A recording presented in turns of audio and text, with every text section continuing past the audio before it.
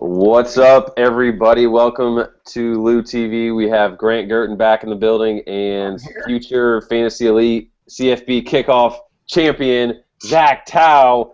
Do you want to say anything special, Zach, before you get your W, or are you going to wait, be a little bit silent? The silent assassin. I'm going to be humble about this. I'm not going to gloat yet. Dude, either way, you made some nice coin. Let's just put it that way. Yeah, it didn't suck. Definitely was not a bad outcome.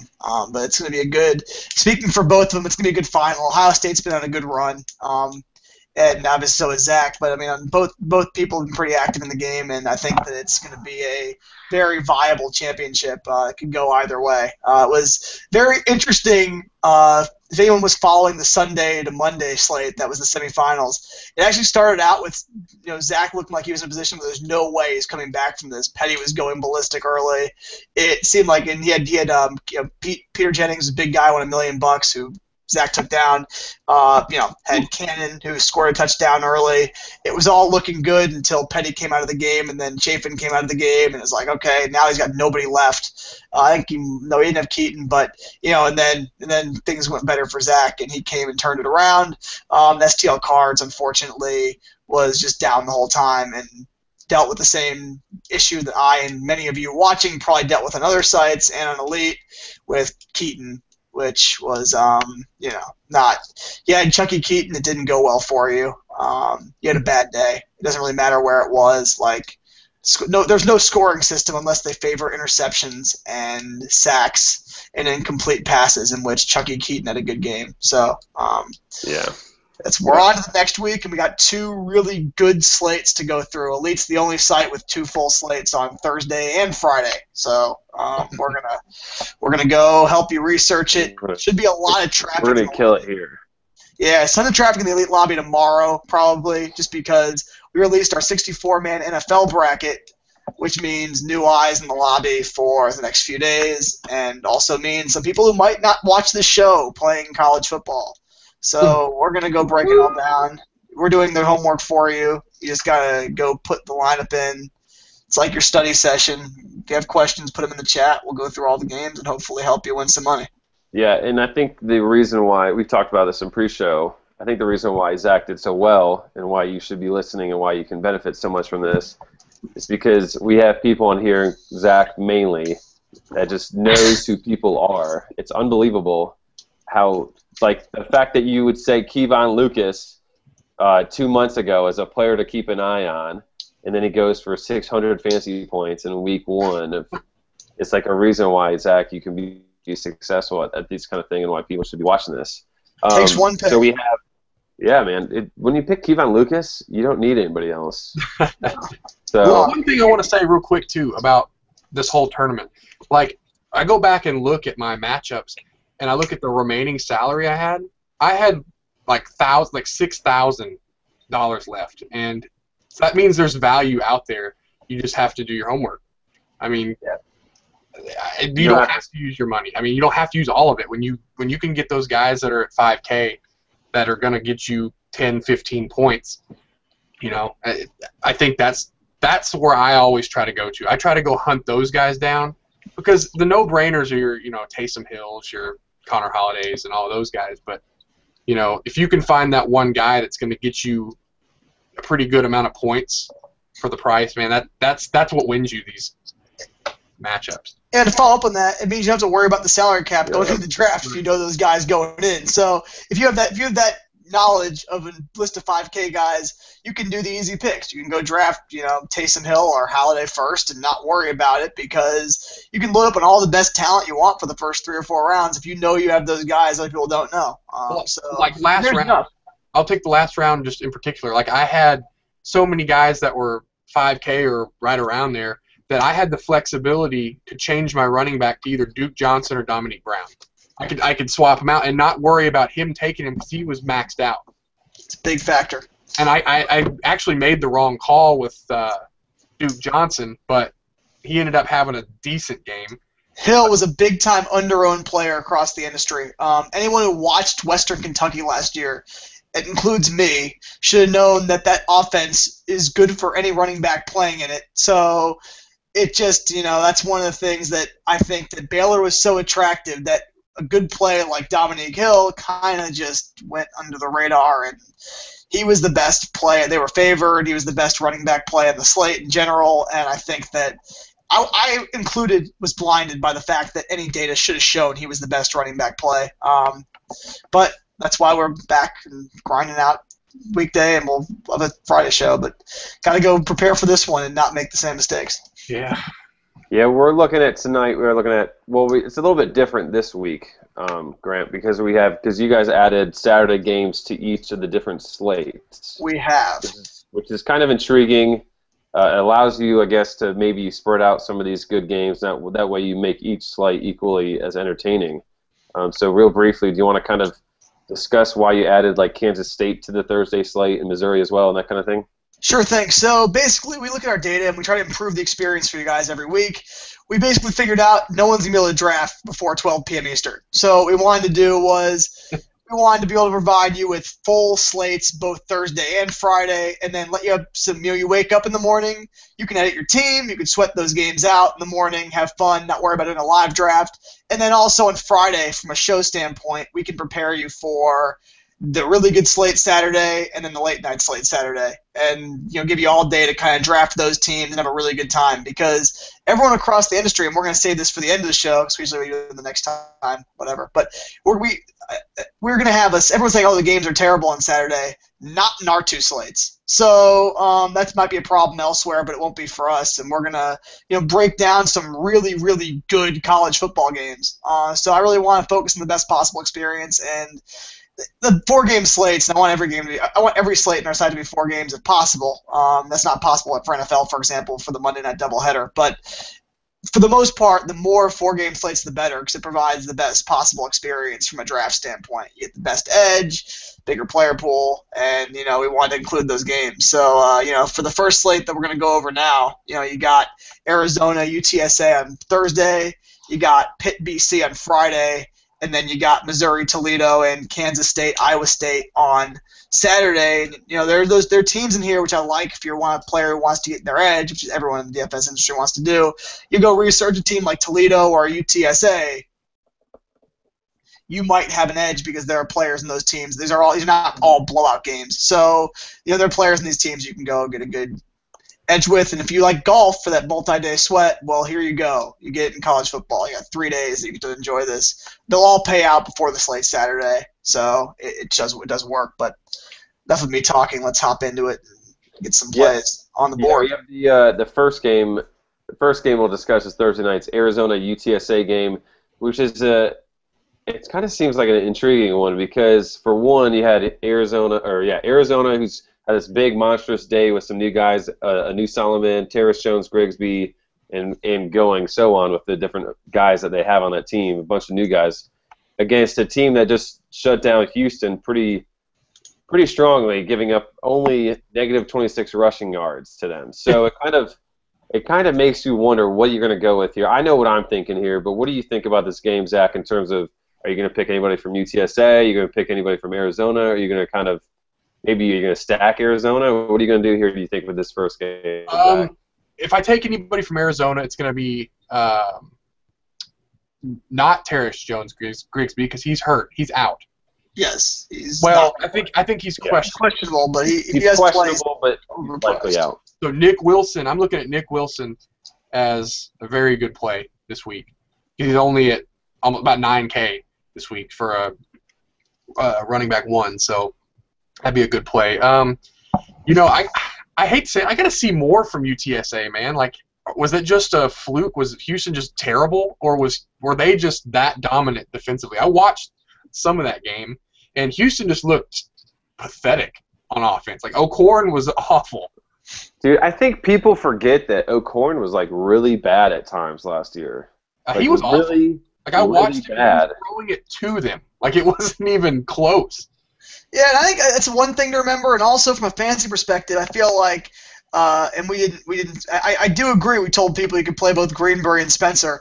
I had pretty high expectations in this matchup, and for an elite draft, I stand by that advice. But I'm just going to say, as a player, Greenberry was not all rainbows all last season. So there were some games where he had like 3 touchdowns, but there were games because of O'Corn where Greenberry wasn't that good, and he's not always a touchdown machine. Don't let the game logs fool you. That's not what he does, and there was one game, I don't remember what it was, where he scored a bunch. So he won people games. So I think that Houston's not in this slate. UTSA didn't score that many points last week, but they were a lot better than expected. Arizona's not great on defense, but they're good. I think it probably raises the value of Solomon a little bit with Grigsby hurting, though, because he's a guy who can do a few different things in Rodriguez's offense. I think Zach brought up a good point earlier that the salary can be found. 23K is fittable, and I think that from the patterns I'm seeing in the draft so far in Elite, I don't feel like Solomon's being used enough. Yeah, I'm a big fan of probably 3 to 4 quarterbacks here. I knew Solomon being probably one of obviously the highest one. Jake Waters, I'm not too high on. We can get to that in a little bit. Solomon's probably the top 2 for me.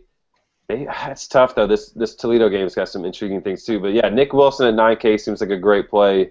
Receiver wise, it seems kind of tough because they spread it out so much. You had Nate Phillips, 2 catches, 50 yards and a touchdown. Hill at 3 catches, 110 yards and a touchdown. Samaje Grant, 4 catches, 100 yards and a touchdown. And then, so 3 guys right there had good games, but they didn't really hone in on one. Zach, I'm guessing you would probably have a little bit more knowledge on this than us. Like, is Hill and Phillips still 1 and 2? Like, who is this Samaje Grant guy? Is this a one-hit kind of thing, or was that like a mop-up duty, or what here? Man, they spread it out so much. Like, you could even throw Trey Griffey in there. Like, I watched that game from start to finish, and like I heard probably 8 different receivers' named called in that game for multiple catches. So, obviously, Austin Hill is the most talented receiver I think on the roster, but again, they're on the road at UTSA. I mean, they're only a 7-point favorite against UTSA, which seems awful low to me. So I think it's 7.5 now. Sorry, but still, I'm going to avoid Arizona. I mean, I'm not really a big fan of that matchup this week. Yeah, I think Solomon's a good play. I think Solomon's a quality play. I think at running back, Wilson is a reasonable late. And I'd put it this way: I'm okay going Solomon in the first 4 rounds of an elite draft. I think any other player on this team, if you're taking them in the first 5 or 6 rounds, you're making a mistake. If you're playing a triple up or you're filling out a cash game team late, I actually think Grant is a guy. I played a little bit in DFS last year on Star Street. Rest in peace. I played Samaje Grant a lot as a low-salary plug-in guy last year. He's okay. Like, I'd say he's not bad, but I don't. He's probably my favorite of the. Hill's the best guy, but I'd say Grant's probably my favorite of the mid-priced receivers because he's actually pretty good, and he's the guy who just gets the targets. He got a lot of targets last year, so I do have some knowledge on him. But besides that, I think any other guys you're playing in this game is probably overthinking it a little bit, unless you're trying to plug in some salary. Yeah, I'm looking at like you said, Solomon and Wilson. I mean, Arizona is projected like 30 or 31 points from Vegas, so they're going to score some points. But I just don't see enough where I feel like it's like in a head-to-head battle. I want to be throwing these guys out there really, and I probably wouldn't if Jones Grigsby was 100% healthy. I probably would be kind of scared of his 14K price against UTSA, even though Houston's not a running powerhouse. They did shut him down. On the other side of the ball, look at UTSA. There's one guy I'm looking at, and then the rest I really don't want to consider at all. David Glasgow II is 11K. UTSA seems the type to run the ball and give him his carries, and I believe they ran it a bunch against Houston. He had 81 rushing yards and 2 touchdowns. Zach, is that the one guy you're looking at, or am I missing anybody here?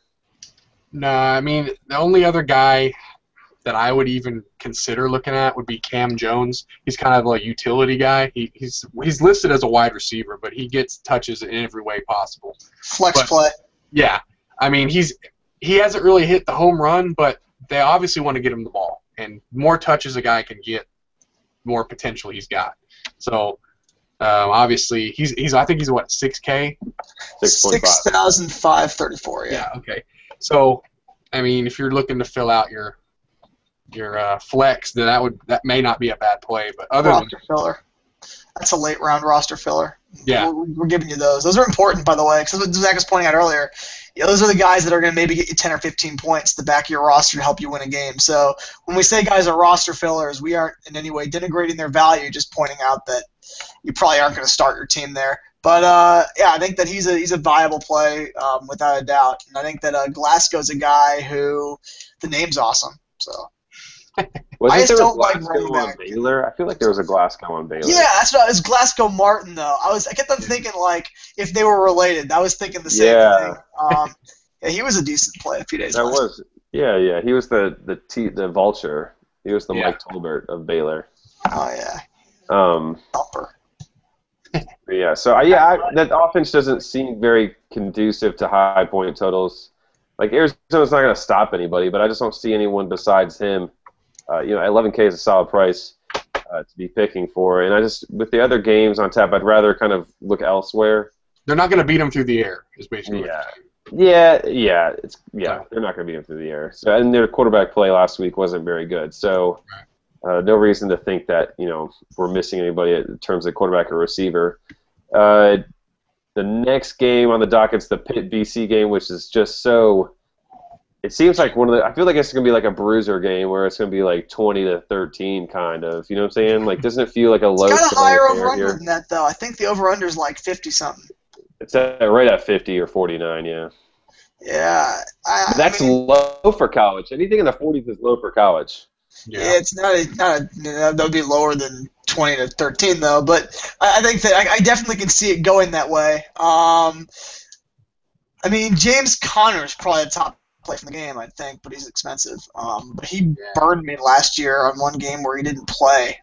Definitely consider matching. He didn't have a lot of carries, but the backup running back's not bad either. Isaac Bennett's pretty good also. So, is Boyd healthy? Because apparently all I read on Twitter is he got hurt last game. He's practicing with a dislocated finger. Yeah, there's two injury situations on Pitt that's kind of scary for me. Tyler Boyd's dislocated finger, which is always something I'm kind of weary of with a receiver. They say he's good to go, and I think I read, maybe it was Tyler Lockett I read this about, which is relevant to this situation, but they pulled him pretty much because they knew they had the game in hand, and they just didn't want to risk it. I think both Lockett and Boyd were in this situation this past week. And then with Isaac Bennett, who's the backup for Pitt, the backup people recovering from shoulder injury surgery, and it doesn't sound like he's full strength to me. Who's that? Isaac Bennett. Yeah, he only had 6 carries in that last game. He did score, but there was 3 guys with 14 carries and he had 6. Yeah, I'm just pointing out that sometimes those guys get healthier, so at least it's worth keeping an eye on the fact that's a guy versus Old Dominion, Boston College, not Old Dominion, but he had like 230 yards and 3 touchdowns in one game last year, so he's not a bum. Oh, no, he's not a bum. In the 6K range, you got something to look at. Oh, yeah. Early on, you either, you're hoping that you go Connor and you're hoping that Bennett's not full strength and they're going to kind of slow him down a little bit because how good Connor was last week. Or B, you're saying, all right, well, 6K, it's worth the risk. And, maybe you go both of them for $24,000 for both of them, that full coverage of running game for Pitt. With the way the pricing is, 6K for a guy like him is not bad at all. Yeah, I think it's a pair situation. I don't think you'd play him on his own. I just feel like if you draft Connor for 16, I just think it's not terrible handcuff back of the bench. And I think in the elite format, that's such a good thing to do. So I don't rule out him. Tyler Boyd's the best player in the game. It's just a matter of how healthy he is. To give an idea for where I rate Boyd, I have a Debbie Dynasty team where you play NFL guys, you stash college people on your bench. Tyler Boyd's one of 3 Debbie guys in college I've got stashed. So I think he's a really good player. The real question is, how healthy is he this week? I don't know. He's the best receiver in the slate, almost undoubtedly, if he's healthy. I think he's a better player than Lockett. The question is, though, is he healthy? I don't know. So we'll see. That's a good point, though. That's a great point, though. Even if he's an iffy play anyway, because he may not be fully healthy, Manasseh Gardner just moved from tight end to wide receiver, kind of like a Funchess role there. But he's not as good as Funchess. But at the same time, if Boyd isn't fully healthy, he's the number 1 target now. and he's only He's 9K. yeah. So he's definitely somebody I'd be looking at in that situation. Do we think that Boyd's going to be all right? I mean, it sounds like he's going to spend 18.6 on. Let's see, 18 points. I don't know. I don't think I would take. I don't care. A receiver needs one thing, and he needs his hands. How are you going to catch the ball with a dislocated finger? Yeah, it's college football too. So just know that sometimes these guys are hurt and they're like, oh, they're playing, and then they don't play. They scratch them. Exactly. That's kind of how I feel like they want, say, want Boston College to prepare for him and then him not play. Pitt did this last year too. I want to point out this exact team did this with Connor and Isaac Bennett, and I was on the bad end of that with Isaac Bennett in my lineup on DraftKings using a late swap to bring in Connor when the word came out on Twitter Connor was going to start, and Connor didn't get a carry. So I'm just pointing out, like, in college you got to do this. People should have, including me with Trayvon Green last weekend. Northwestern has the tendency to not tell you what's going on with their players, and then they did it last week. Pitt's done it before, so I'm just letting you know, if you play Tyler Boyd, they could tell you he's playing, and he might not play any snaps. He might play a few and then come out. Like, there's no real NFL-style injury reports here. So it's not a play I'd make, but I'd say reserve it for a triple-up, or if we put four-mans in the lobby, maybe there. But head-to-head, it's not really worth the risk. Yeah, so with that being said, are we all thinking then that Chad Wojtek is off the board at 10K? I said that in the pre-show. It's a vastly overthought pick. Like, you can go for it. Like, you can make that cap happen. I mean, maybe I can give you a pat in the back if we see each other at some point for taking the $10,000 quarterback that might have been marginally underpriced. Like, you're doing a model in points per dollar. Maybe he's a little bit better, but just know, like, there are better options. I mean, there are 3 quarterbacks in the slate who are, supremely better options in Solomon, Murphy, and Mock. And then, I think Jake Waters is a much better option if you can bid him at 24K. So I just don't really see it. Like, I just think that it's I can make an argument for Carter over Wojtek. So I don't see it. I think that it's a risky play. It's a first-time starter in his second game. Like, nah. I mean, I've been fading these guys who hadn't played past games at quarterback for the most part. But he was efficient last game, 10 of 13, 80 yards, 2 touchdowns. But it was against Elon or something, Delaware or something like that. So nothing too crazy to speak about. On the other side, BC, you can say you like Tyler Murphy, Grant, but I'm staying away from Tyler Murphy. I saw him at Florida. I saw enough of him at Florida, and the 2 other quarterbacks right at 19K are guys that I really, really like, in Mock and Eli. Zach. It's so weird to see Tyler Murphy there. I'm sorry. Like, it is really weird. I wasn't connecting him, and then you're like, oh, that's the guy from Florida. I was like, what? Like, and then I realized, like, yeah, it's the same dude. That's a really he can put fantasy points up though. He wasn't terrible from a fantasy perspective in every game. I'd much rather have him than Wojtek. I'd rather pay up. He can put fantasy points up with his legs. I'm not advocating for it, but I'm just saying, like, it's a play. Did he even do anything like that? Like, he ran for 118 yards on 13 carries last game. They played UMass, dude.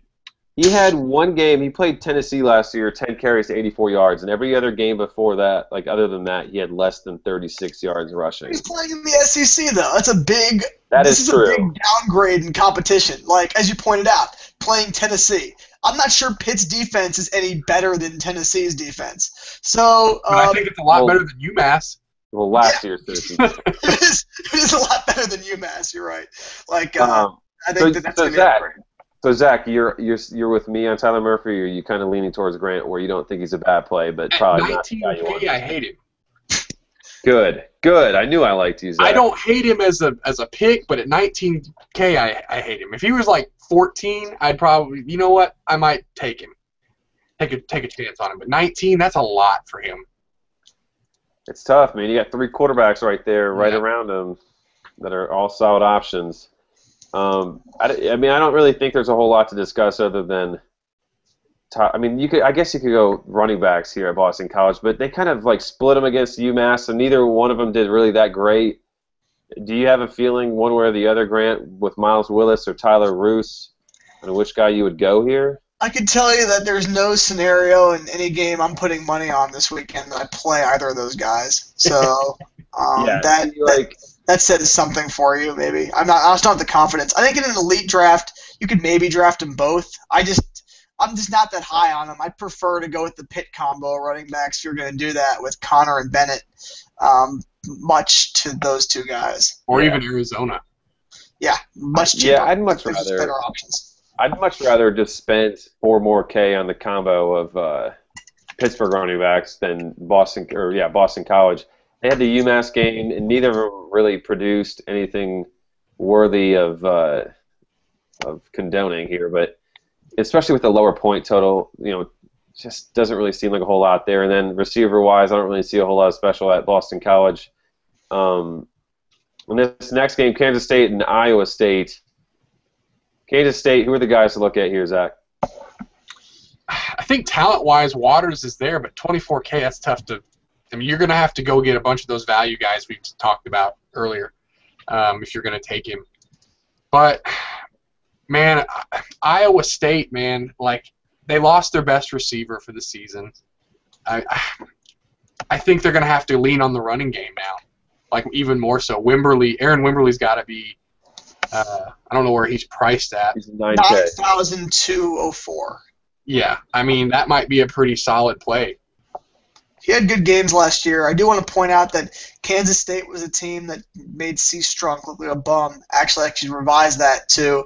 They're the team last year that exposed C. Strunk, and then after that I realized he wasn't that good, and then everyone else in the NFL draft community couldn't figure that out until now the Redskins cut him, and then he didn't make a practice squad. So we can leave me at being right there. But I still think that Wimberly at 9-2, this guy had some productive weeks last year. It's a good play. Oh, and another play in the Iowa. If you're going to go on the Iowa State side, Alan Lazard, the freshman wide receiver, he's going to have to step up with Bundridge out. He's 5.6. So if you want a really cheap guy, that's not expensive. Yeah, that's a good pick there because I was looking through it earlier. There's not a whole lot of guys you feel confident with. And even if you think Kansas State's defense is pretty solid, he's the number one guy on Iowa State, so they're going to have to pass to him. Like, there's no way they get around it. Times. They can't. There's no way. I mean, they could, but not. And I mean, they would lose to another bad team. Well, I wouldn't say North Dakota State's bad, but they would lose again. One thing to point out, though, on the other side, really, is that North Dakota State ran all over Iowa State, just like it was their job. 302 yards and 4 touchdowns. The starter, John Crockett, 139 yards and 3 touchdowns for him. So, who is Kansas State's running back? It's not. I don't even remember last year's guy. I talked about this with Andrew the other day. They have. It's a committee, man. Like Charles Jones had the touchdowns. Demarcus Robinson had quite a few yards and carries. I think you could probably take both and be okay. Be another situation where like you would take these guys over the Boston College guys, especially if they're that bad against the run, Iowa State, then both of these guys could maybe top 100 yards. Yeah, and at least a touchdown, and they're going to cost you $25,000 together, so it's not like it's too much of a difference. So this is kind of interesting going into the night. I didn't even consider, how comboing running backs might be the way to go to fill the position, and it seems like that might be what you have to do here. Grant, what are your thoughts on the Kansas State running situation? Anything? I think that, basically I can echo the thoughts that they are a team that's favored in this game. They are playing on the road, so that could drop the spread a little bit, but I have no issue with that combo either, especially in like a triple up. We had a few of those filled, even some for high dollars on Sunday, and I'd say that, and it's a very intriguing game type because if you can beat 2 guys, you triple your money. Pretty standard, but that's a kind of combo that would fit pretty well there because I don't see those guys being very high owned, so it could let you fit some other guys early.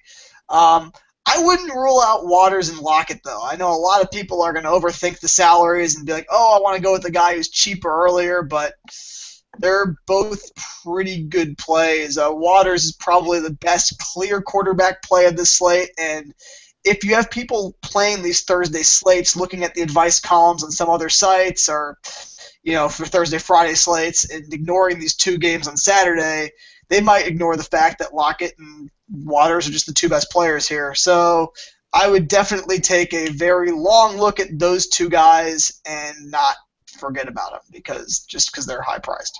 Something. Oh, go ahead. Go ahead, Zach. Go ahead. No, you go ahead. I got something worth mentioning. Last year in the Kansas State-Iowa State game, Kansas State won 41-7 and ran the ball for 226 yards. I know it's a whole year. I get it, but has either team really changed that much? I mean, Kansas State's got a different running back. Unless Daniel Sams was the quarterback of that game, it's not going to be much different. Right, and they threw for 221. So, I mean, it was very balanced. I mean, they held Iowa State to 249 total yards in that game. By the way, is Daniel Sams the starting quarterback of McNeese State? Yeah, he's got to be, right? McNeese State? I have no idea. I know he transferred out. Once he leaves FBS, dude, unless he's coming back, I don't really keep track of it. Dude, what are you doing? Fantasy Elite is moving to the FCS next season. You got to be ready for it. Are they? Oh, yeah. I mean, I actually almost, by the way, I almost slated that Georgia Southern game today. I was like looking at it because we do get it. And I was like, oh, I could slate this thing for Chris because you're talking about the. Dude, Kevin Ellison is super must-start status. I know them we didn't, but it's doable. We'll just see. It depends on if there's demand for that. You never know. I tweeted it out. Let's say the North Dakota State Iowa State scenario. Would that be a game maybe you would slate? Like throw it in there with something. Like if that game were to happen, let's say they were to play like an SEC team like Vanderbilt. Like would you throw them in there? Well, I think that I have the capability right now to put the game in there, like with the Vanderbilt players. But I think there are guys that were playable on the other side. It wouldn't be impossible to load their players in. Like that's not a thing from a tech perspective that we couldn't do in like an hour. So I mean, it just kind of depends. We're trying to get the best games in there every week, so we probably would. Like especially on the weeknights. Like I just feel like weeknight DFS is so fun, especially the nationally televised games. So you want to get those games that you can watch on ESPN. Like we're not including the UCLA game on Saturday because the Pac-12 network is the worst network ever possible to watch. You're playing Memphis, my hometown team, and you're not going to show. You're not going to have them. They didn't make the slate. They didn't make it, dude. Breaking news. They're off a 65-point win against Austin Peay. So watch out. Yeah, is Hayes still on that team? The running back for. Yeah, he is. He was okay. He did okay. I played him against you, Chris, last year. Paxton Lynch balled out. They played Austin Peay. Let's tone it down. I know they're the hometown team, but come on now. I'm just saying, if you guys see a Paxton Lynch for Heisman site pop up, I'm not going to roll out that I started it. Okay. All right. That'll last all one more game. Anyways, really quick, I think the Kansas State is projected like at 34 points. So yeah, I would get behind Lockett. I don't think if I was in a 3-man league, I would 100% be behind using Tyler Lockett. It's a little bit less with the head-to-head. I wouldn't go for him first. I'd kind of maybe. It's expensive. It is expensive. So I wouldn't. I know it's not unlimited cap here. Yeah, so I wouldn't start early at Lockett, but I would see how things shake. Maybe I get this couple cheaper options that I really like. Maybe I fit a quarterback in that I like at 19K, and I see I can handle Tyler Lockett. Then I'd be totally behind it. 3-man game, you have to pick Lockett first couple rounds because his upside is ridiculous with some of the games he had last year. Oh, yeah. And honestly, it's noted they held him back because of the injury. One of those situations like a Melvin Gordon, how they didn't play him in the second half because he had the hit pointer or whatever it was. That was strange, though. I mean, after the post-game press conference on that, so what was wrong with him? Nothing. They completely downplayed it as if he wasn't hurt. It's like, now you look like an idiot because you didn't play your best player down by 3 points. That was stupid. And we're getting off topic again, but that's fine. But in the Joel Stave thing where they're like, he hurt his shoulder, and then they're like, actually, he's 100% healthy. He's just never going to play ever. He's got the yips, is what I heard. The yips? Oh God. Yeah, he got some mental problems. If he's got the yips, then what does that McElvoy guy have? He was like 8 for 25 for 50 yards the other day. Dude, I think Rory McIlroy could throw better than that guy. Dude, the guy played safety last season. He played safety on a really good defense, and he's playing quarterback. Wisconsin football, people. Yeah, they win a lot of games. And they win a lot of games. It's unbelievable. But to me, probably the most intriguing game, and I think the game that's going to win people their matchups, is this Toledo-Missouri game. Because you're looking at two quarterbacks, Matty Mock and Philip Eli, that are really good in 19,000 each. If you had to choose one, Zach, which one would you take? Mock. Oh, yeah, he's good. He started games last year, too. I know he's coming in as a new starter, but he was a starter last year. I believe he's a dual threat, right? He also runs the ball in addition to passing. Yep, so I started him a few times last season and had success. This is a good matchup for him. He's just a good play. Yeah.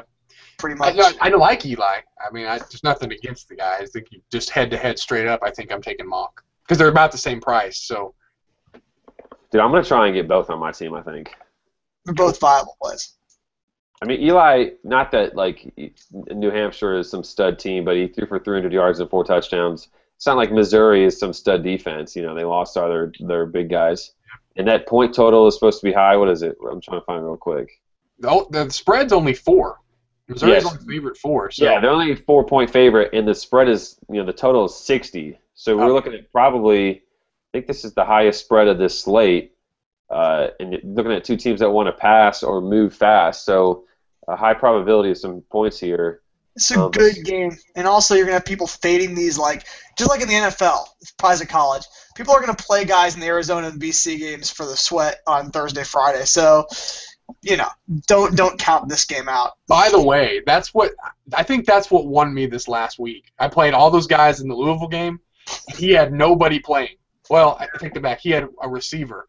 But no, he had a quarterback that was a punt. It was a punt play. We would go one quarterback. So I got nervous because my Gardner got hammered a couple times, and I'm like, oh, God, if he comes out of the game, I'm done.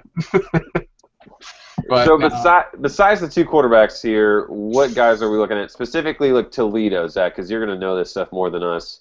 What Toledo guys do we need to know? Take it over. Kareem Hunt, definitely. They're going to feed him the ball a lot. Because I don't know if you remember last year they had David Fluellen that was just the workhorse, and when he went down last year, Kareem Hunt stepped in. I believe he was a freshman last year, if I'm not mistaken. But anyway, they'll feed him the ball quite a bit. Alonzo Russell is a good receiver. If they put up as many points as we're expecting, he's going to have a hand in it. I think as far as Toledo goes, I think those are your guys you need to really look at. And to talk about Missouri's defense, they gave up 103 yards to South Dakota State's running back and 2 touchdowns.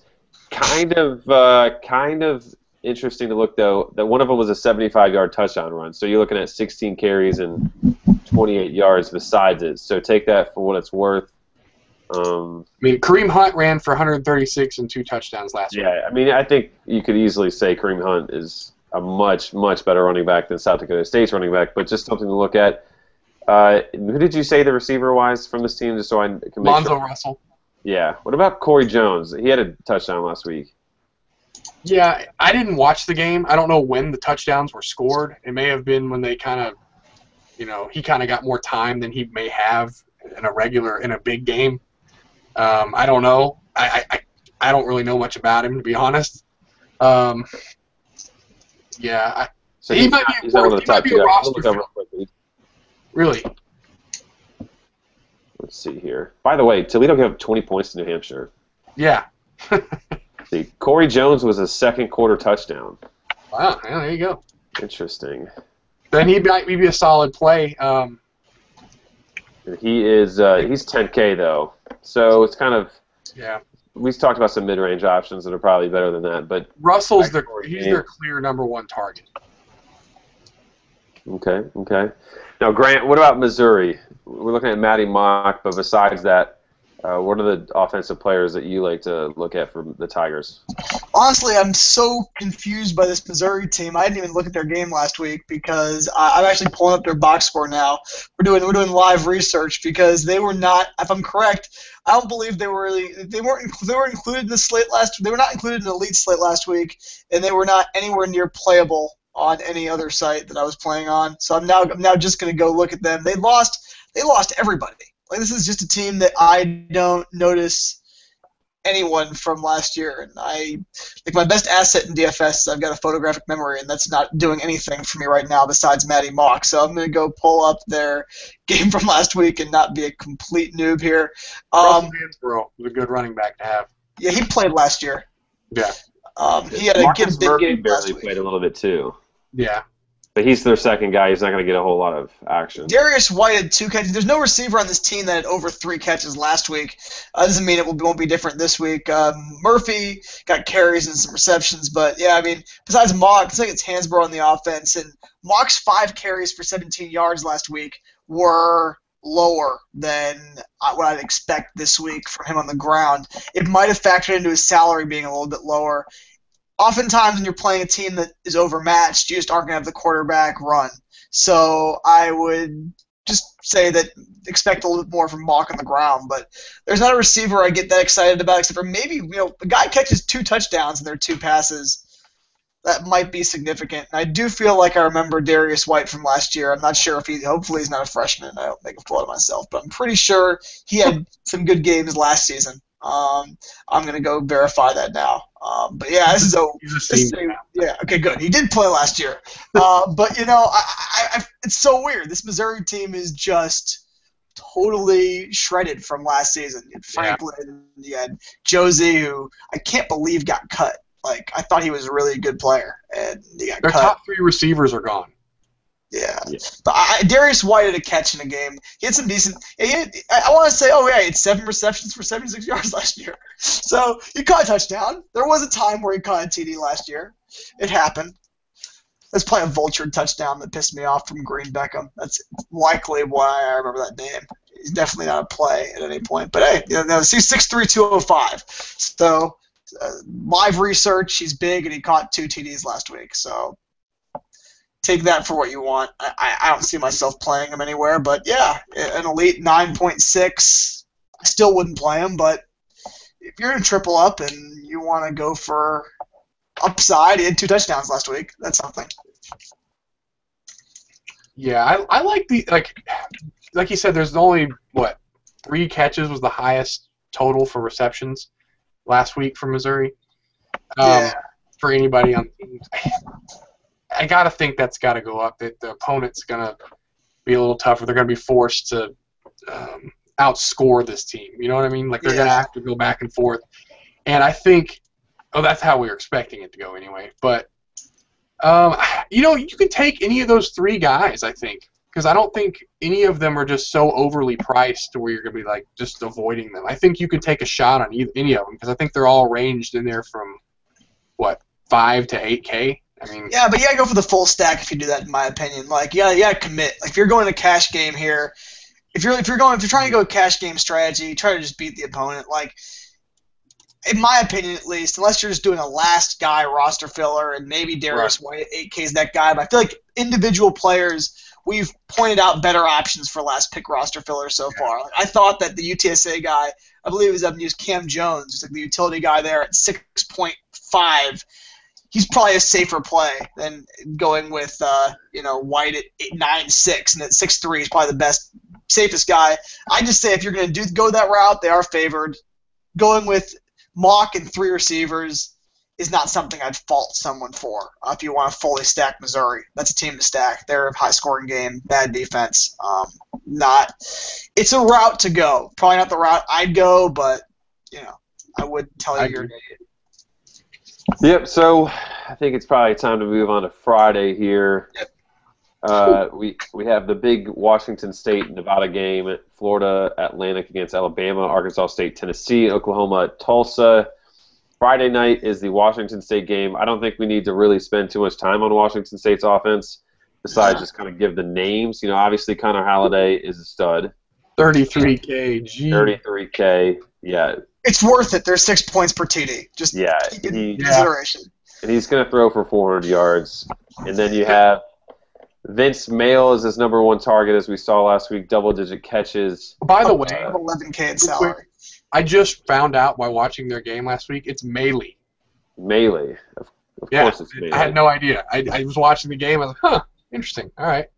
And then to go along with that passing attack, River Craycraft at 15K, and Ricky Galvin, natural slugger special there at 10K. And I think I'm going to play that guy this week, just putting a point of, like, there's a very good chance in those Thursday to Friday type games across the industry, and in these games I recommend them also, so it's very relevant. Ricky Galvin's the value there. I like he looked good. I watched that game. He looks like a good player.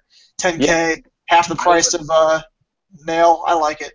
Yeah, I would actually say I would go for either, the first guy, Maley, or Galvin, and then if I didn't get either of them, I'd go Craycraft, just because I think his potential is just as good as Galvin's, and Galvin's is 5K cheaper, and I think Maley's potential is way more than Craycraft, so I would obviously avoid that situation in terms of ranking. And then I just wouldn't touch a Washington State running back. It just doesn't seem like the thing not anymore. I mean, we priced Morrow up now, I think. He's now 7, so he's not 5. Maybe the last round, but it'd have to be like you want to fit Connor Halliday in, so you just Hey, what's the over-under in this game? 67-ish, so it's looking like a 35-32 game, I think. Yeah, there's a strategy I'm just going to say that I'm not sure you use. I just want to give a lot of options for people. You could go Halliday and play and punt the second quarterback position. It's something that could be done. I mean, not saying I like it. I'm just saying if you wanted to play Halliday and get a bunch of the Washington State guys, you could play his backup. I don't know who that is. You could just play a rando 5K QB. You could play Coker from Alabama. That's who I would play, because he's going to play.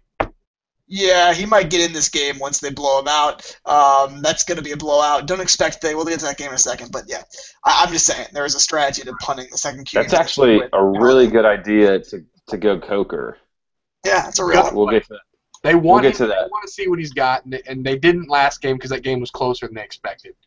Yeah, and we'll get to that game next because I got some really interesting thoughts, like something I want to spitball and see what you guys think. And then on the other side, Nevada, I mean, I think Cody Fajardo. Stupid quarterback. Fajardo at 19K is like a steal. Washington State can't stop anybody. Fajardo threw for like 300 yards, and he just had a great game last week. I don't remember exactly. It was like 300 yards. He didn't capitalize on touchdowns, but against Washington State, they're going to score points. So you can almost guarantee that he's going to score 3 touchdowns. And then they have a stud receiver, correct me if I'm wrong, Zach, that is very, very cheap. Have you seen him on the slate yet? You talking about Jericho?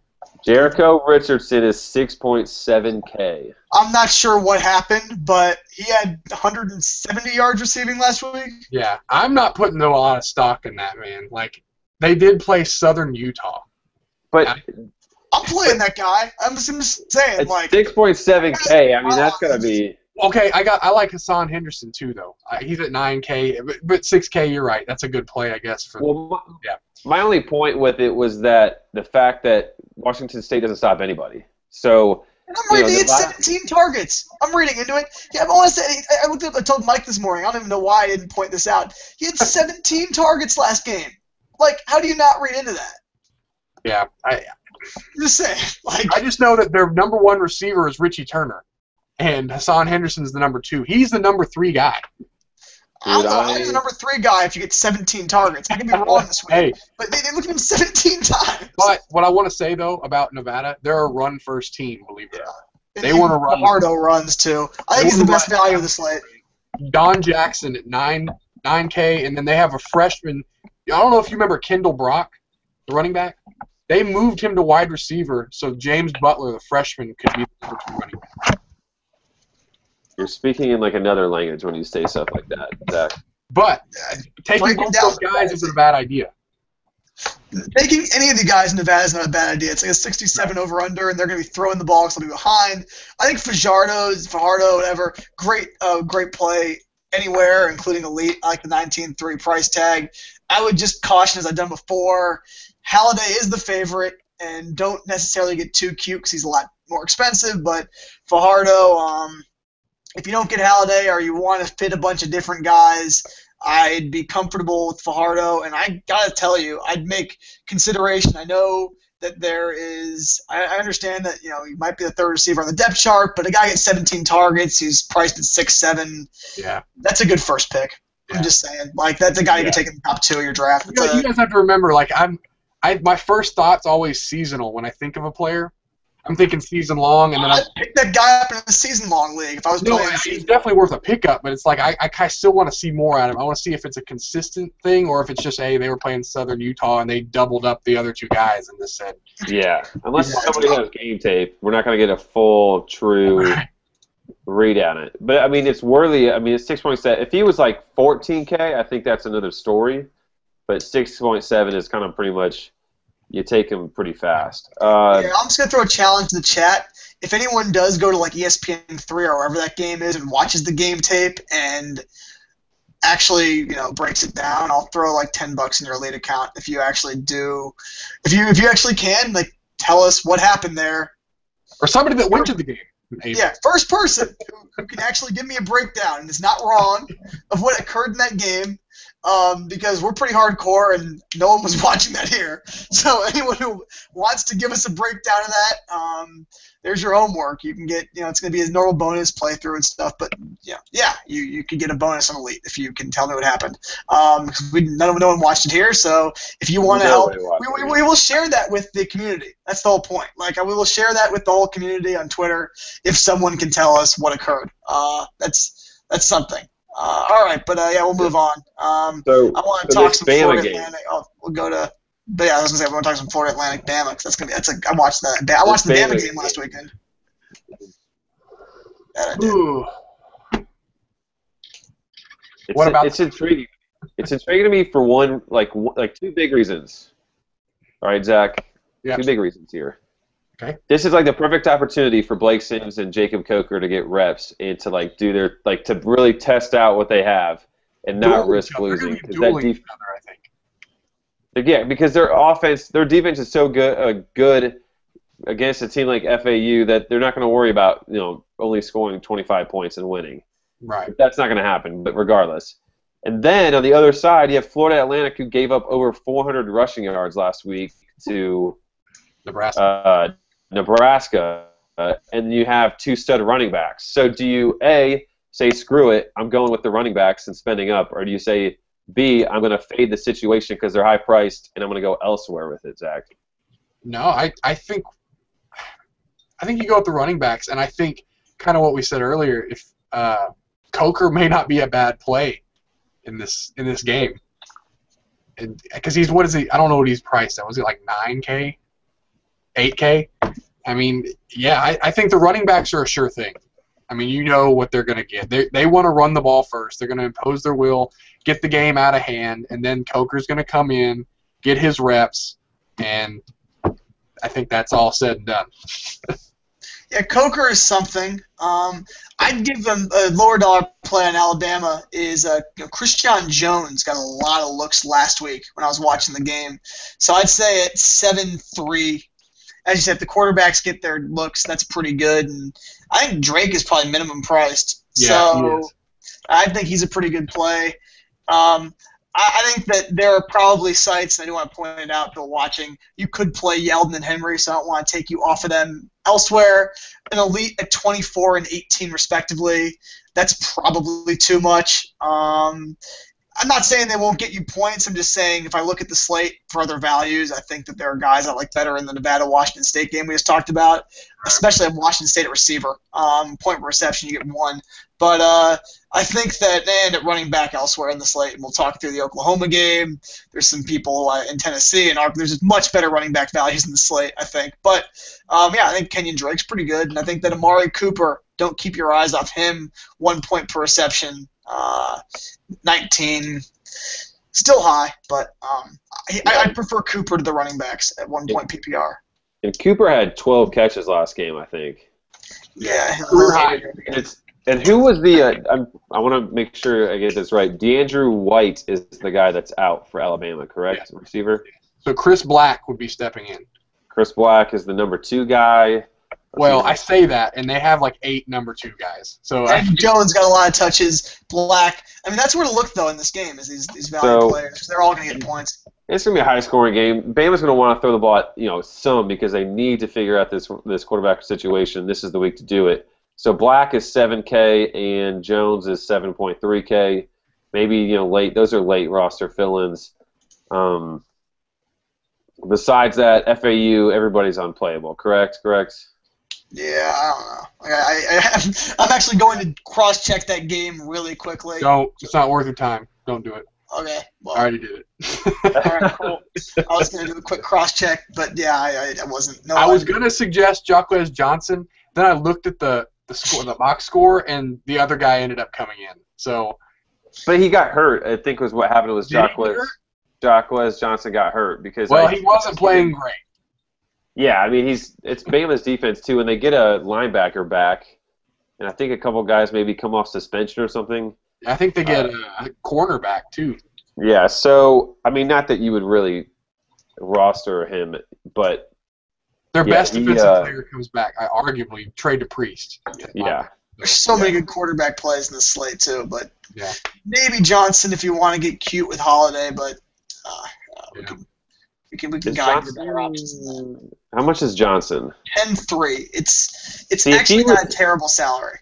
If he was like 8K, I might say I'd rather go him over Coker, which is sad to say I might go him over Coker. But to get to this next one, I think there's a lot of value in these last 2 games. Oklahoma-Tulsa is the one I want to roll to first. Yeah.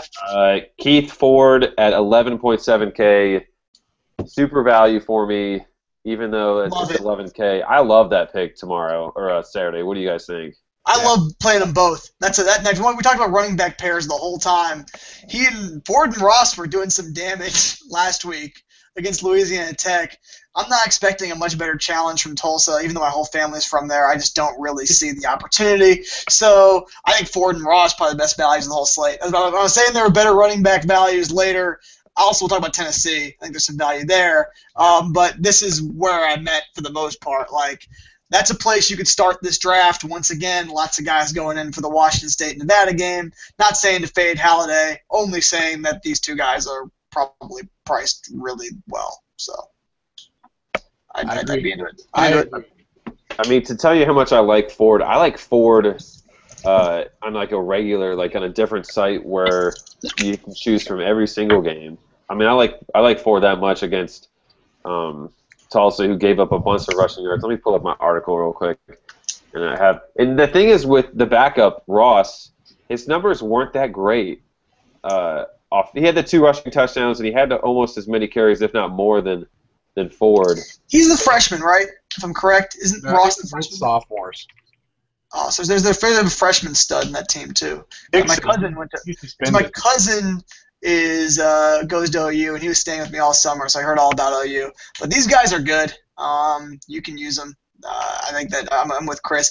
A little risky on sites where you have the whole day slate. Like I think that I'd prefer feature backs because our cap's a little bit tougher than a lot of the other sites out there. So I'm not sure you're going to need a fit of Ford or a Ross, but they're guys you can look at. I think in the context of this, though, they're top picks in this slate. The stat I was looking for, Tulsa gave up 8.47 yards per carry to Tulane. That's bad. And over 200 and something rushing yards, and I think like 2, 3, 4 touchdowns. I didn't. Did you guys watch that game? Did I watch the Tulane Tulsa game? Seriously? I actually did. No. Of course you did. You wanted to watch Lucas. Well, no. I turned it on in like the middle of the third quarter when I saw he had like 200 yards or like 150 yards already. I was like, "What is going on? How have he?" Oh my God! I couldn't believe. Like, I like Lucas, but it was like he was shocking me. Like I picked him as my shocking, like, sleeper pick, and then I'm sitting there like in disbelief, But anyway, they went to overtime in that game actually. with Tulane. So do you have the guts, by the way, to use Allen this week? Like, is that even viable? I'm not sure if you're gonna play the slate for your thing. I don't know what I said. Not Allen, Lucas. I don't know whose name I got confused. But do you have the guts to play Lucas this week? That's a high salary. Do I have the guts to do it? Yeah, I do. But am I going to? No. I think he's going to get plenty of touches. I just think he's going to be very limited. He has a lot of like quick screens that he breaks for big plays, and I think Oklahoma's defense might be too big, too fast to allow that to happen. Knowing what he did last week, they've been watching film all week on this guy and said, we can't let that happen, you know? So now I guess the other receiver, Kiaris Garrett, they're too expensive for me against Oklahoma. I can't do it. Yeah, they got priced up. What about the Oklahoma quarterback Trevor Knight? He didn't really get challenged in the first week, so obviously his numbers were low. I don't like Trevor Knight. Yes, I didn't think so either. Worst quarterback in the NCAA besides Justin Worley. Grant, any chance you use Trevor Knight at 21K? He's viable. I mean, I'm not going to tell you not to use a guy playing Tulsa who can run the ball. I just feel like I'd rather find a way to get 5K guys and pay up for Halliday. Start there. I think Fajardo is a better play at 19, and I think the enough salaries Fajardo is a better play because I like quarterbacks in closer games, and that's going to be a much closer game. Real quick, something that you mentioned earlier about completely. You said you were going to punt the other quarterback position. Yeah. Blake Bell. He's actually listed as a quarterback on here. He's a tight end. They said they would use him in short yardage. That's a really good punt, 5K. That's a real. I think in this slate, you look at the quarterbacks, I think punting one's a real possibility with all the good. This is a slate where every slate in the league's different. There's a lot of players you want to pay up for here. It's not like a total 5K fest, and I'm not sure the quarterbacks are that good. Like Worley, maybe at 16K, but you're opening up a lot of cap for yourself if you punt that second QB spot. And I think that Blake Bell would be a great way to go. He's playing tight end. He might get catches. They said he had one target in the end zone, and he drew a pass interference penalty. So they obviously want to get him the ball in the red zone. So yeah, they're going to blow him out. There's going to be a lot of opportunities. He might end up playing a few snaps at quarterback. So yeah, and I've heard he might do the goal line. I've heard all about OU. I'm prepped. My cousin goes there, huge fan. I've saved them all summer. He might play in the goal line at quarterback, and it might be the first ever tight end direct snap. So I think that's a very viable play. I'd say that it depends on where your cap's at. I actually probably play Johnson or Coker over if you had 5K to spare. But you know what? You might not. You're going after guys like Amari Cooper, Mail, or Maley. You might running back. I guess you could pay up for Yeldon, but I think it's pretty viable that you might want to punt that position, and if you do, I think that's a good way to go for sure. Interesting. What about OU's receiver Sterling Shepard? Any consideration there, Zach? T last week. He was solid. I think about 4 catches, 50 yards, and a touchdown. I mean, Oklahoma's receivers have never you can pick one guy and then another guy will break out that game. It's almost like when you pick the guy, he doesn't have the good game. It's so hard for them. They've always been that way, though. It's not like he had a huge game. He had a touchdown catch and then got a few other catches after. I don't like targeting passing games in high spreads, especially when there's games like Washington State and Nevada. I'll give you the reverse thing. Don't be too cute because that game's first and think, everyone's playing the guys in that game. Let's not play them. Washington State and Nevada, that's not really the case. That's the best game to target here. Get your points while you can. Yeah. That's the best game to target here. So that's what the slate's built around. You want to give you that exciting sweat in the Washington State Nevada game. Find players on both sides and use them. So I wouldn't recommend getting too cute here. Actually, I think that we're transitioning. Tennessee game on the Vols. I watched that game on Sunday to my distress because what's his name? Chucky Keaton was terrible. But Tennessee's better. No, let me take a step back. Tennessee is a lot better this year than they were last year. This is a much, much better team. And Utah State's not a bad team either. And they came in, they throttled them. They were good. I'm not going to downplay them. And, I think you got to start. One guy I think who's going to be priced not that. I prefer Marquez North to Shepard still. Marquez North, another guy on my Debbie Dynasty team, my 3 players, so we got to go down that today. But, man, Marquez North's a good football player, and he's a much better football player than Sterling Shepard. And if Worley throws the ball like that, it's not all going to be touchdowns to tight ends all year. You got to think the guy's number 2 player in that draft class is going to be Von Pearson's the guy I would take from Tennessee. Wide receiver at 6K. He's a JUCO transfer that came in. I think he was like the number 4 ranked JUCO guy in this class. He's a stud. He can catch. I mean, they're both good. I'm just I wouldn't. I mean, I think that they're both. Those are both guys that in your drafts you should target at these prices. And across the industry, don't rule out these guys when you're looking at your lineup. Like they might not be that expensive. Pearson and North are good. That's a good receiving core. And Worley was not bad. He was pretty good. Dude, you're all over Von Pearson this whole offseason, Zach. You have loved upon some JUCO receiver Von Pearson. Have I? Yeah, every time we talk Tennessee's the name you talk about. He's good. That's not on purpose. I guess it's just this pops out at me as hey, this guy is undervalued, I feel like. So another guy undervalued is Marlon Lane. Yeah, I was mispriced. Yeah, but to be fair, he didn't put up a big game against Utah State. He went 11 carries, 41 yards, and a touchdown. I mean, I think it's pretty obvious that he's going to get a better game than that against Arkansas State. But you know what, though? I don't know if he will. They played the freshman Jalen Hurd in that game more than they did Lane.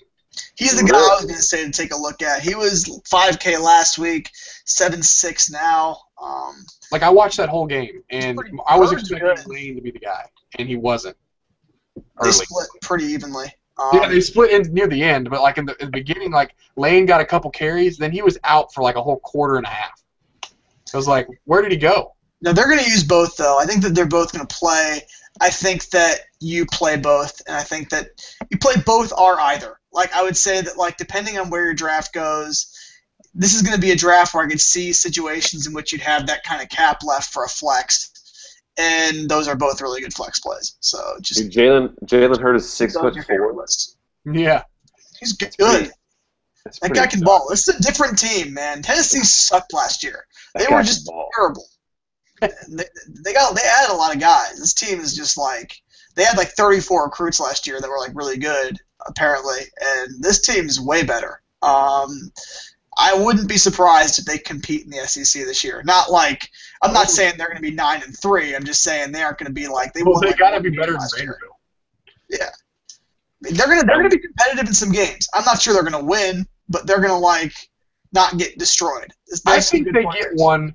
I think they upset a team, and I'm not going to say an Alabama. I'm saying a team that they're definitely not supposed to beat. They're going to beat them. I can see them giving Texas A&M a game. I'm not sure if they're playing.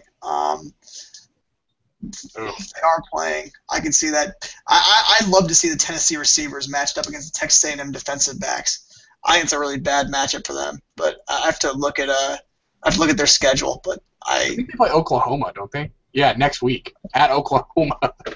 Tennessee plays Oklahoma? At Oklahoma, yeah. Jeez. Their schedule is number 2 in the country. Good luck, Justin. I hate Justin Worley. Somebody asked me the other night. They said, "Hey man, what do you think about Justin Worley against Utah State?" And I said, "Justin Worley is the worst quarterback in the U.S. of A."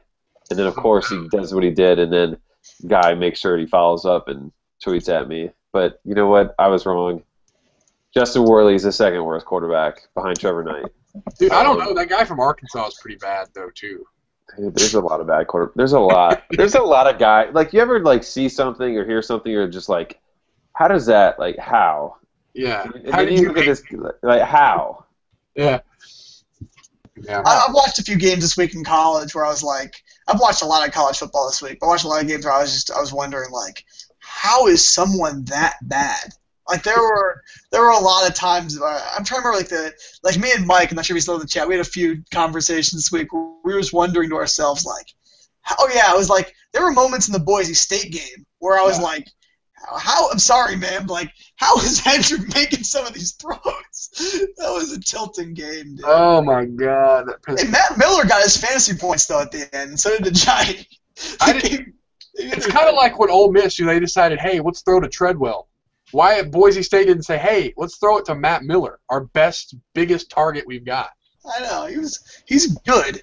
It wasn't as bad. You can just take pride in that the Utah State game was worse. They collapsed at a level that was worse than Boise State. And that was the worst performance I've seen from a team that I expected something out of in a long time. Like Jai showed up though. He's good. Your boy, my boy. I got pictures with him. I don't believe it. I gotta see it. You haven't seen it yet? No. Let me pull it up. I can show it to you right now. Oh. Dude, I tweeted it out. You gotta play him in like every game this year now. Dude, me and Ajayi. I can't see that. Let me move it over a little bit. It's got a glare. I don't know. That could be just some other random guy wearing a Boise State. Dude, it's right in front of the call to play. He was doing the stupid Boise State hook and ladder like 100 times. I see it. Dude, he's a good player. Dude, he's great. He had like 12 catches, so yeah, that's pretty solid too. So, anyways, he was the man. Anyways, Arkansas State is the last team we have not talked about. Is there anything worthy of checking out here? Zach, you would know this kind of stuff. Yeah, it's. Like if Tennessee's defense looks like it did against Utah State, I'm avoiding Arkansas State. Yeah, that's exactly what I was thinking, man. Like I think Freddie Knighton's a good quarterback. I think J.D. McKissic's a good receiver, but Chucky Keaton was a good quarterback, and they had some good receivers, and they pretty much shut him down. So yeah. I was thinking the same thing. Like those are guys I recognize, and I'm not spending that much money on a quarterback against the defense that they did against Chucky Keaton. I mean, maybe you can roll McKissick if you like your last pick and you don't want to roll maybe Marquez North and leave 2K left over or something. Maybe you're one of those kinds of people, but for the most part, I'm probably just going to stay away from this game completely because the Tennessee defense going into the year. I mean, I think everybody pretty much thought that this defense would be really good. Or very good, and they showed it in the first week. I don't think there's any reason to kind of test it. Yeah, not in this game. I will say though, I do understand that it wasn't all the Tennessee defense. Like Utah State dropped a lot of passes. Like it was pretty pitiful. That receiving core on Utah State should just go home embarrassed. No, not that Keaton was great. I'm just saying there were a lot of drop balls. Even I heard the first part on the radio, then watched the second part on TV. It was like, wow, you guys just can't do anything. I figured now's probably a good time for me to preview the slate for this weekend. To get everyone ready, and then I bet we'll be. I just want to let everyone know that this is the one slate that you cannot say is crummy games. We're starting off at 3:30 Eastern, much better than 12, with USC and Stanford. Then we'll continue with, I believe, Notre Dame and Michigan at 7:30. We've got it's Michigan. BYU and Texas. So you got that Taysom Hill action. You got the whole Texas team. It's a close game, and then you've got the Oregon-Michigan State game a little bit earlier than that, also in the slate. So I mean, everyone's going to be playable in that slate. You got Mariota. You got some Taysom Hill. You're starting the day off in a game between USC and Stanford, in which USC showed a lot of promise in their last game. Stanford's got a good defense. You got Javorius Allen. It's not going to feel like a short slate. I can say that much. That is a great slate, and I'll tell you what, it's going to be tough because I looked at even a little bit of Javorius Allen because I saw Trey Madden is questionable for the game this weekend, or maybe just already out. Javorius Allen's really good. He's underpriced on some sites.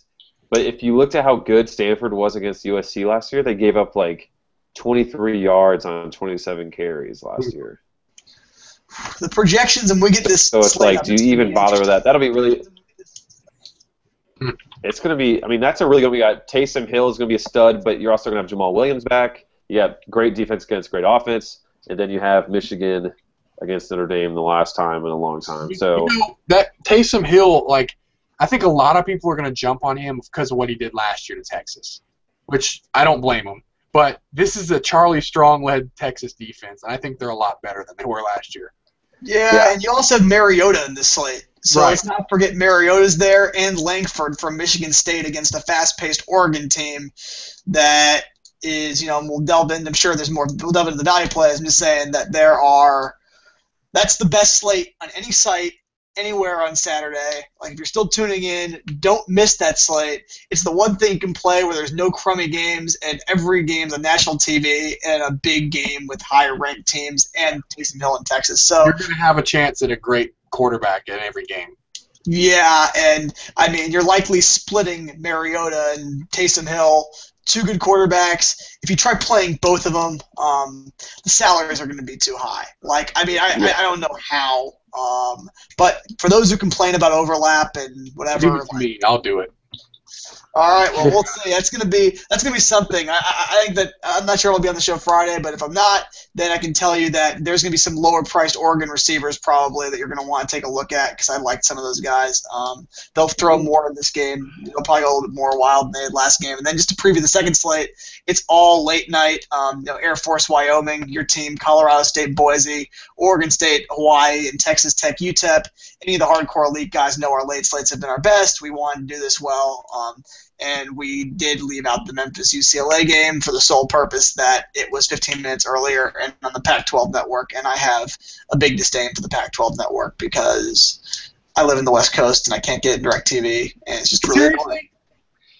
You can't get the Pac-12 network out there? No, if you have DirecTV, they don't put it on there, and I have Time Warner Cable in my room because I wanted it. I have it, but it's just kind of a pain. I also, that game's a blowout, and there's going to be the other games. I thought that for a skill player, the Air Force Wyoming game actually provides a lot of good plays. So we'll see what happens. Some good things to break down. And the 15 minutes of draft makes a bigger difference than one might think. So by the way, D. Coop says he just watched the first quarter of the Nevada game. He said they passed to Richardson basically every play as slot receiver, which would make sense. And then he says big target Henderson outside receiver has 2 catches. This is unbelievable. I'm not surprised at D. Coop. His tenacity on that message board, this Lou chat is ridiculous. So dude, I'm telling you D. Coop is getting the bonus. D. Coop, congratulations. That's like he deserves it, man. Yeah. This guy is a blue TV. Whoever still watch the show, that's actually probably going to make you money this weekend. So you do know that guy got targeted like every play now. I was in the stats. I just wanted to see if someone could actually tell me what happened. Nice.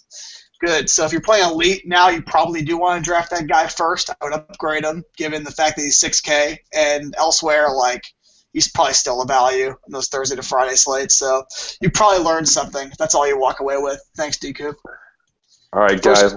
First quarters are significant. That's why I mentioned that, because it means that they were starting the game doing that. Yeah, first quarter is really the most, especially with those games that are really blowouts. So we've broken them all down. We have make sure to rewatch it if you need to. Saturday's games are going to be nuts. We have the Saturday early slate, so 3:30 slate, which seems like unbelievable primetime games, and then the night slate, which is like the degenerate special with some of those teams. So it's gonna be really. That's what late nights are, man. That's what late night slates are.